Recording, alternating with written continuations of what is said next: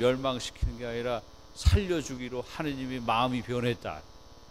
그래서 요나가 화가 났어요. 오늘 얘기는 여기서 끝났지만 그 뒷얘기 읽어보면 요나가 막 화가 나요. 그 화를 어쩔 줄 몰라 하는 거예요. 그때 하나님께서 요나를 위로하시죠.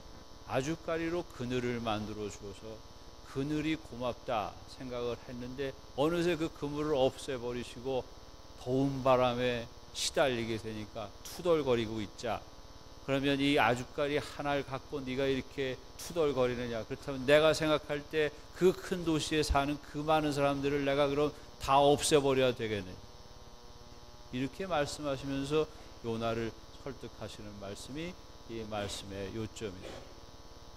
자, 생각해 보십시오. 회개라고 하는 것을 생각할 때 요나가 가서 말을 잘했기 때문에 이런 일이 벌어졌느냐? 그게 아니죠.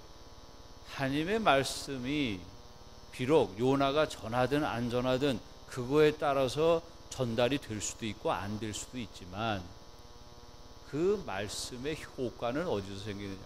그것과 상관없이 말씀을 마음으로 받아들이고 따르는 사람들한테는 그 말씀이 효과가 있고 그 말씀을 귓등으로 듣는 사람들한테는 효과가 없다. 그러니까 니느웨 사람들이 구원된 것은 요나가 전해주는 기술이 좋아서가 아니고 그것과 상관없이, 즉 말을 전하는 사람이 누구냐에 따라서 되는 게 아니고 그 말씀을 듣고 마음으로 회개하고 받아들인 사람들한테는 효과가 있다. 그게 비록 이스라엘 사람들에게 원수인 사람들이었다 해도 그 말씀은 효과가 있다. 그러므로 회개하자 구원이 생겼다. 이 말, 회개란 바로 그런 것이다. 하나님의 말씀을 자기 것으로 삼고 받아들이고 행동을 고치기 시작하면 구원받는다. 그런 뜻에서 오늘 복음의 말씀은 그 설명을 좀 더 다른 각도에서 보여주고 있는데, 오늘 마르코 복음사가 그 시작을 이렇게 했습니다. 요한이 잡힌 뒤에 이렇게 말했습니다. 그 요한은 이제 더 이상 활동을 못하죠. 감옥에 갇혔으니까 이제 때가 된 거예요. 예수님이 활동하실 때가 됐죠. 그래서 예수님이 말씀을 시작하시는데 첫 번째 하신 말씀이 뭐냐?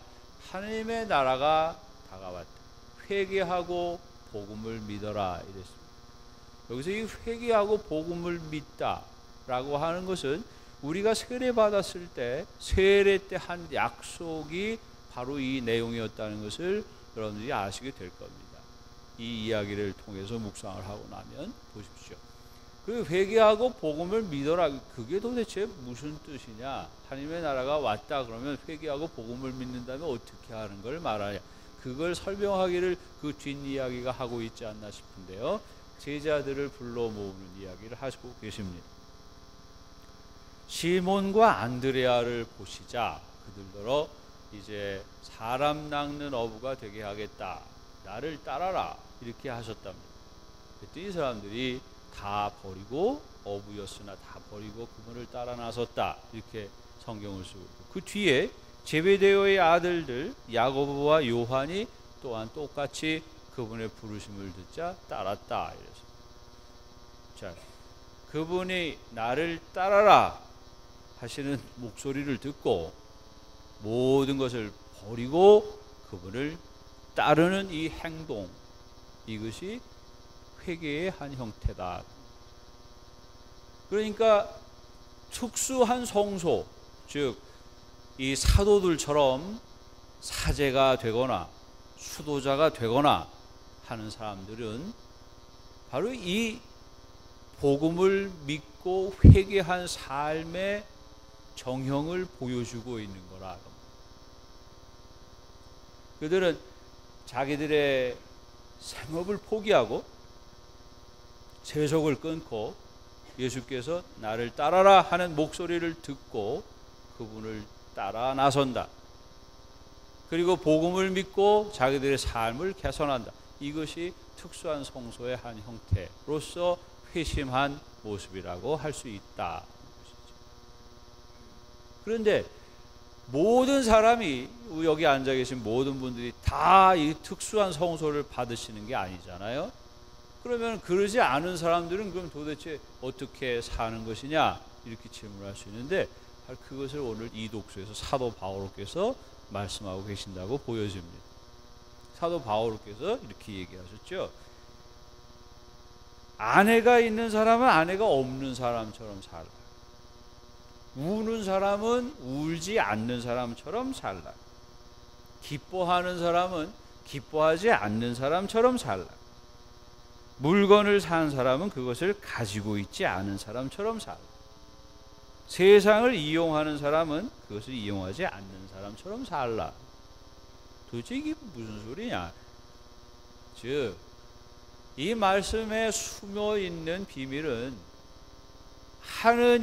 하느님에게만 마음을 두고 그분에게 추종하는 뜻으로 그분에게 마음을 묶어둔 사람이기 때문에, 즉 관심사가 하느님 나라에 모여져 있기 때문에 그 외에 이 세상 살이를 하면서 지나가는 동안에 가지고 있고 만나고 겪게 되고 하는 이 모든 것에 대하여 무관심해져라.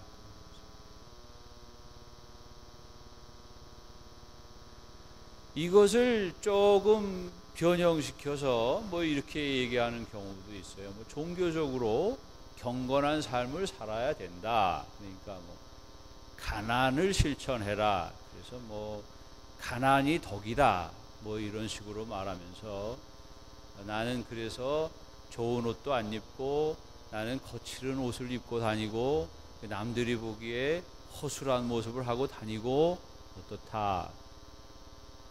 그것이 그럼 사도 바오로가 말하는 것처럼 없는 것처럼 사는 사람인가 하면 비록 겉으로 물질로는 없는 것처럼 했지만 마음으로는 그 사람이 너무나 부자다. 마음으로는 자기가 가진 게 너무 많다. 자기가 갖고 있는 자존심, 신앙으로 변형된 종교적인 허영심, 이런 것들이 꽉 붙잡고 있어서 하느님의 목소리를 듣는 것을 잘 못하게 한다. 그러면 그것이 또한 유혹거리고 걸려 넘어지는 것입니다. 그러나 어떤 사람이 자동차를 20대를 가지고 산다. 도대체 무슨 상관이냐? 그렇게 많은 자동차를 갖고 있다 쳐도 그것이 그 사람을 종속시키거나 붙잡고 있지 않다면 그게 도대체 왜 문제가 되느냐? 그러면 그럴수록 더 많이 가지고 살아라. 집을 뭐 몇백만 원짜리를 갖고 산다?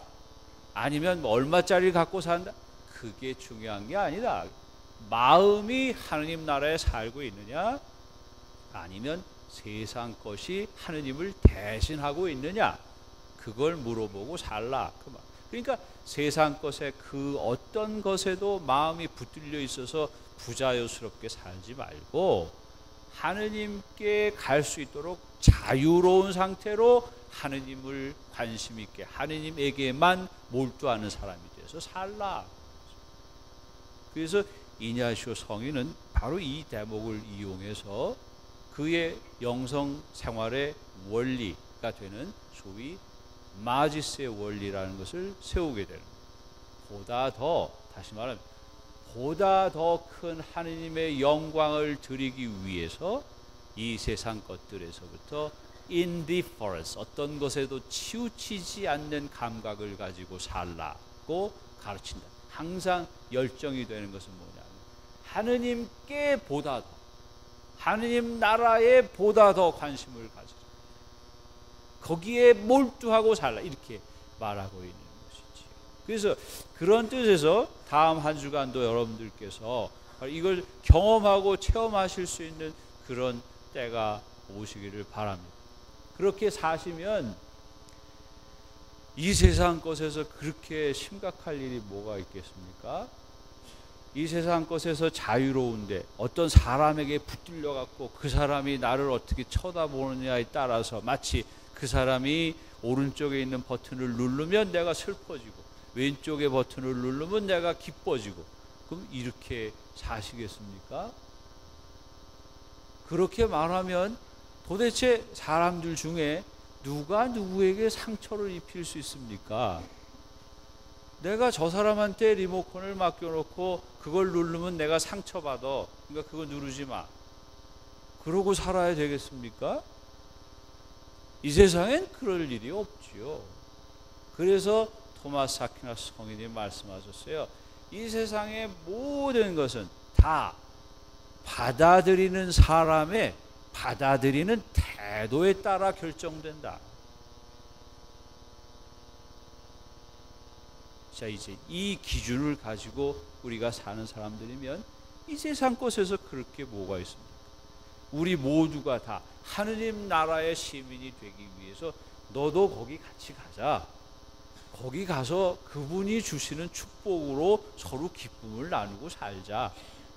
그러면 우리끼리야 다르게 그렇게 서로가 부딪혀서 괴롭고 심각하게 그럴 일이 도대체 뭐 있겠느냐.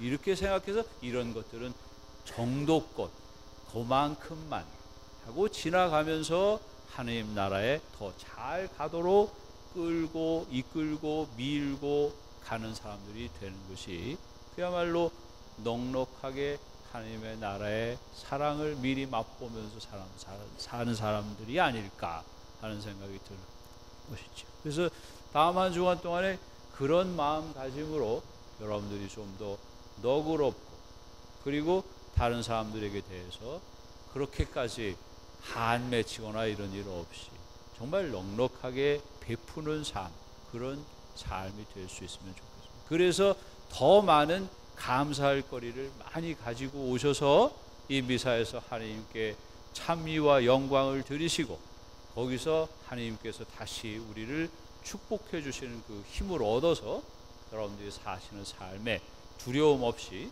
기쁘게 지내시면 좋겠습니다. 그럼 이렇게 노력하는 사람들에게 주어지는 기쁨이 뭔가를 생각하면서 끝냈으면 좋겠는데, 다름 아니라 그렇게 하는 사람들은 하느님 나라에 자기가 속해 있다는 자부심을 가지게 되고 하느님 나라에 속해 있다는 것을 느낀다는 소리는 그분의 보호 속에 있다. 하느님께서 그 사람을 지켜주는 사람이 되었다는 것에 대한 안도감을 누릴 수 있게 되기 때문에 그게 득이 된다. 그러니까 어느 경우가 생겨도 세상이 얼마나 험하고 위험하냐 그런 지경이 있어도 하느님께서 나를 지켜주신다. 이걸 마음으로 믿고 있는 한 두려움이 없지요. 그래서 죽음도 이길 수 있는 희망을 가진 사람들이 될 수 있다는 것입니다. 그래서 특별히 어려움이 많은 시절, 경제적으로도 그렇고 그런 고통이 많을 때 그럼에도 불구하고 힘을 낼 수 있는 그 힘의 근거가 하느님이 날 지키신다 하는 것이니까 그걸 붙잡고 갈 수 있는 자기 확신이 커지게 된다. 그런 뜻에서 여러분들이 지치지 않는 용기를 가지시고 더 한 주간 동안을 행복하게 지내시다가 다시 감사를 할 것이 많은 상태로 이 자리에 오셔서 하나님께 찬미를 드릴 수 있으면 좋겠습니다.